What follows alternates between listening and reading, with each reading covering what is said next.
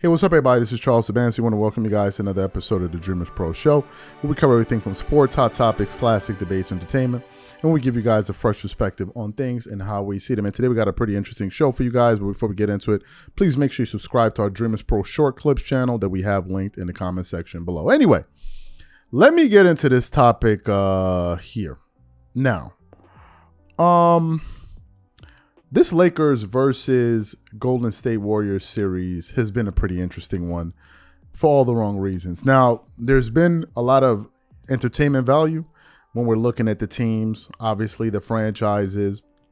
The Warriors are the most valuable franchise in the NBA, worth over $6 billion. The Lakers, I believe, are tied for the most championships with the, with the Boston Celtics. I don't remember how many banners they have, but anyway, they have a lot of banners. They have a very huge fan base. One would say arguably the biggest fan base in the NBA. Of course, you have other teams out there. So you have that. Then, of course, you have the big names. You have LeBron James.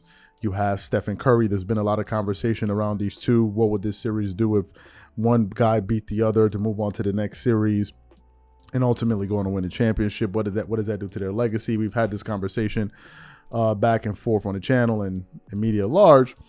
But one of the things that's been, kind of standing out to me is just the strangeness of this series. What am I referring to?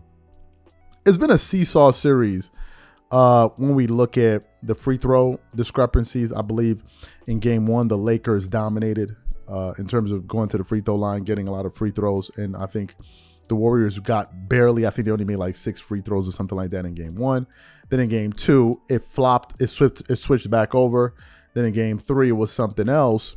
And a lot of people began to kind of ask the question, which was, what's going on with this free throw discrepancy, right? And a lot of people have been questioning this. And to be fair, bigger platforms, people in bigger media even talking about it. Just today, I heard even Max Kellerman talk about some of the comments that we're going to get into that Steve Kerr made after the Warriors lost game 4 yesterday, right? And it was a very strange game. And as a matter of fact, when that game started off, I actually made some comments on the channel. And I'm like, this is a very, very, very strange game. Now, yesterday, the Warriors attempted 12 free throws. The Lakers attempted 20 free throws in that game. So they won the free throw game. But to be fair, the Lakers attempted 25 threes. The Warriors attempted 41. That's usually their game.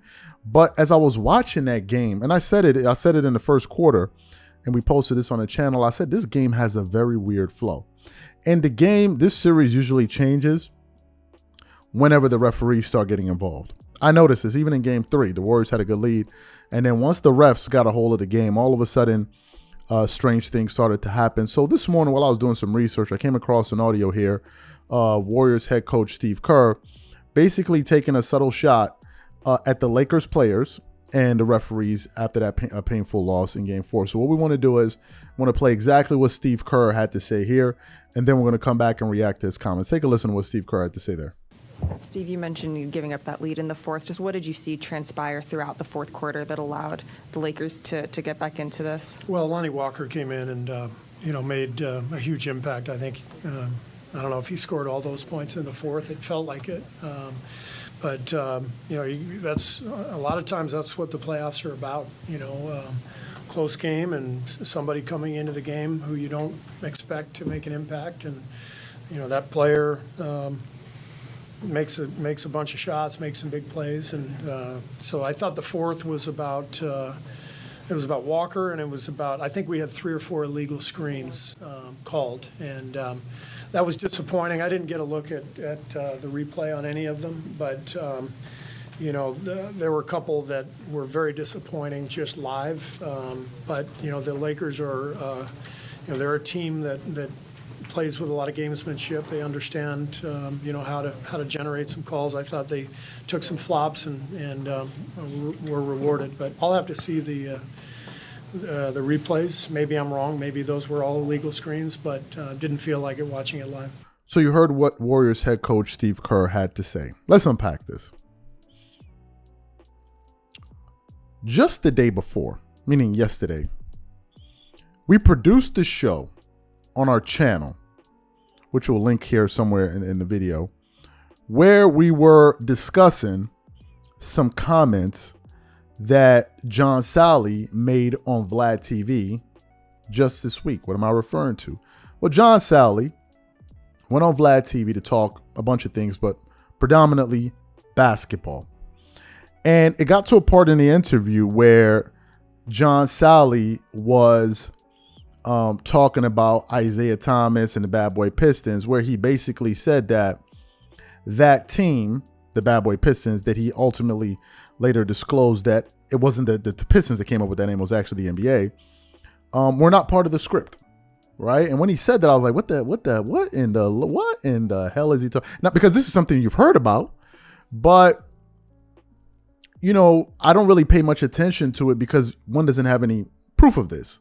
So what we want to do is, maybe for those who missed his comments, we want to play quickly what John Salley had to say on Vlad TV about a script, and then we'll come back and continue on. Take a listen to that. The other thing Charles said is Isaiah wants Michael to be his friend, and Isaiah, he don't want to be your friend. And, he made a joke of that. Mm-hmm. But Isaiah is the right one in this situation. He did come in, well, let's get some truth. He did become the face of Chicago. And Isaiah wasn't the face of Chicago because he played for Detroit. That part is true. Another reason is people in Chicago didn't like that Isaiah was winning against their Chicago Bulls, and he's from Chicago. But Charles has to realize, Isaiah, and I told you this on this show, I played with everybody, but there's nobody like this 6-foot kid from the south side of Chicago.